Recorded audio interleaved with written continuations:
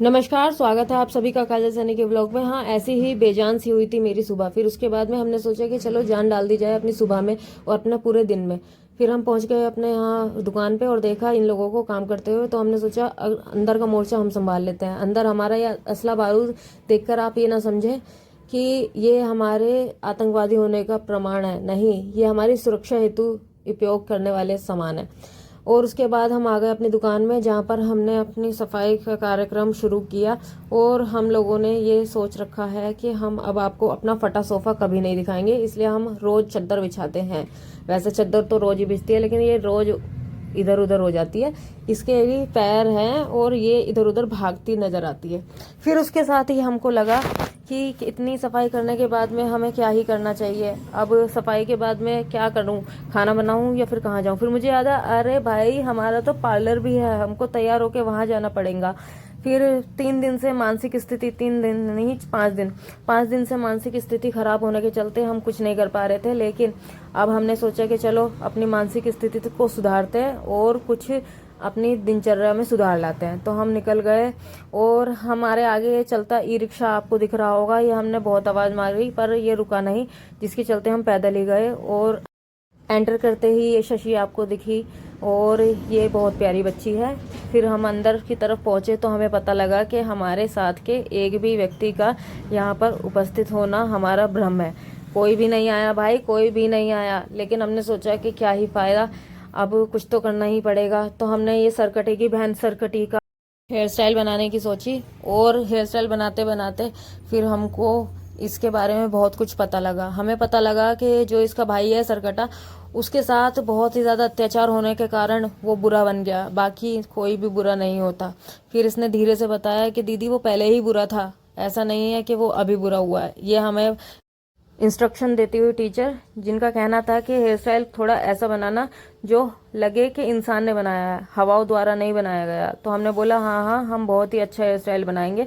लेकिन इस पहले सरगटी को चुप कर लो, ये बहुत ज्यादा बातें कर रही है मेरे साथ में और मैं इतना बातें बर्दाश्त नहीं कर सकती। मैं इतनी शांत स्वभाव की इंसान, मैं कहाँ ज्यादा बातें करती हूँ। तो इन दोनों का थोड़ा सा अपना बातचीत करके इन्होंने समझा दिया एक दूसरे को कि आप हेयर स्टाइल बनवाओ और मैं चुप हो जाती हूँ। तो फिर ये सरकटी का थोड़ा सा शांत स्वभाव देखकर मुझे लगा कि चलो अब मुझको भी काम कर लेना चाहिए। ये मैं अपनी तलवार के साथ जैसे ही खड़ी हुई, इसको लगा कि पहले ही पूरा धड़ अलग कर चुके हैं, सिर्फ सर बचा रखा है।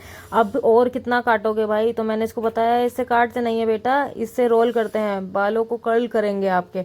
तो फिर ये सरकटी मान गई और इन्होंने आके हमें इंस्ट्रक्शन दिए कि किस तरह से पार्टिंग लेनी है, क्योंकि हम सबसे ज़्यादा बुरे पार्टिंग में है। नहीं, हम डिसीजन में भी बहुत बुरे हैं, ऐसी बात नहीं है। हमारे फैसले ज़्यादा बुरे होते हैं हमारी पार्टिंग से।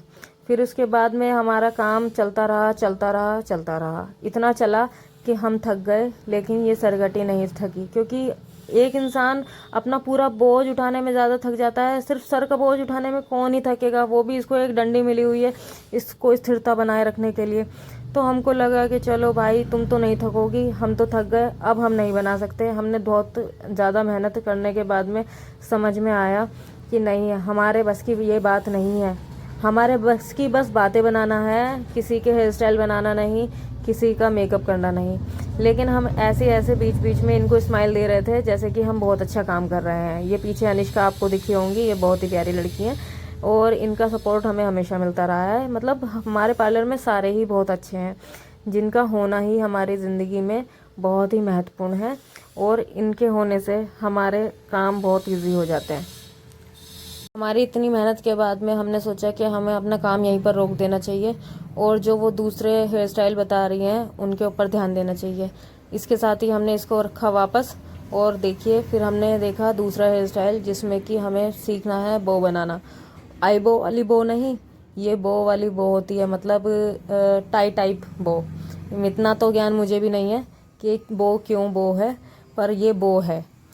अब इस बो के चलते ये हमें समझा रही थी कि भैया तुमने पार्टिंग बहुत ज़्यादा ले ली है, इस वजह से इतनी क्लियर नहीं बन पा रही है, लेकिन मेथड ऐसा ही है, इसी तरह से कुछ बनाना है हमें। जिसके चलते हमें समझ आया कि हमें अभी मेहनत और बहुत ज़्यादा लगेगी, क्योंकि ज़िंदगी इतनी आसान नहीं है जितनी हम समझ रहे हैं। हमारे सिर्फ चाय पीने जितनी ज़िंदगी आसान नहीं है, लेकिन चाय कभी कभी गर्म होती है तो फिर पीने में मुश्किल होती है। ऐसा नहीं है चाय पीना आसान है, बहुत ही ज़्यादा मुश्किल हो सकता है कभी कभी चाय पीना, और जब एसिडिटी हो रही हो तब तो कुछ ज़्यादा ही। इसके साथ ही हमें ये बन के तैयार दिखाया गया कि इस तरीके से बनेगा, लेकिन थोड़ा फिनिशिंग के साथ में बनेगा। और आपको बता दें कि हम ये हेयर स्टाइल पता नहीं क्यों ही बनाना सीख रहे हैं, शायद हमको बुकिंग मिलनी शुरू हो जाएगी, इस वजह से हम अभी से ही तैयारियां कर रहे हैं। फिर हम भाग गए अपने पार्लर से और पहुंचे अपनी भाभी के यहाँ पर, जहाँ पर हमने देखा कि ओहो, ये बच्चे अलग ही अपनी धुन में हैं, लेकिन ये इतने अच्छे हैं कि ये मेरे को अभी पैम्पर इतना करेंगे, आप देख के बोलेंगे कि तुम बच्ची हो या वो बच्चे हैं।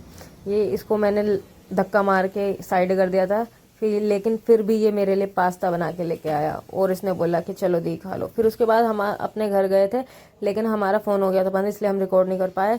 और हम जाके अपना आराम कर रहे थे, ये भाई ने हमको बुलाया स्पेशली जान के कि दीदी आ जाओ और मुझे तुमसे बात करनी है। बात इसको कुछ नहीं करनी, दरअसल इसको मेरी बकवास बातों की आदत लग चुकी है, ये ग्रसित हो चुका है हमारी बातों के सस्ते नशे से। फिर उसके बाद में हमने कोको के साथ थोड़ी खेल कूद मचाई और हमने इन लोगों को थोड़ा अपना कीमती समय प्रदान कर दिया कि भैया चलो कोई बात नहीं, हम तुमको अपना थोड़ा टाइम दे देते हैं। वैसे तो हम वीआईपी आदमी हैं, नहीं देते टाइम, बिल्कुल भी नहीं देते। हम अपने एक अकेले अंधेर कोठरी में कमरे में बंद रह के अपना जीवन व्यतीत करते हैं शाम के टाइम में। फिर उसके बाद हम घर पहुंचे दोबारा से, फिर ये एक महारानी आ गई, इनको हमारे साथ में बात करनी थी, ये हमें फिर दोबारा ले गई। मेरी आधी ज़िंदगी ऐसे ही दुकान से घर, घर से दुकान काटने में ही निकल जाएगी। और इनके साथ में जाकर फिर हमने बहुत सारी ढेर सारी बात की। फिर हम 11 बजे फ्री हुए और हमने रात को ऊपर इतना सुंदर नज़ारा देखा, चांद को देख के हमें लगा कि चलो हम चांदनी बन ही जाते हैं, लेकिन बन नहीं पाए, जिसके साथ ही हमें अपनी फ़ोटो खींचना ही ठीक लगा। और उसके बाद में हमें ये महसूस हुआ कि चलो अब हमें सो जाना चाहिए। इसके साथ ही समाप्त होता है हमारा आज का व्लॉग। धन्यवाद।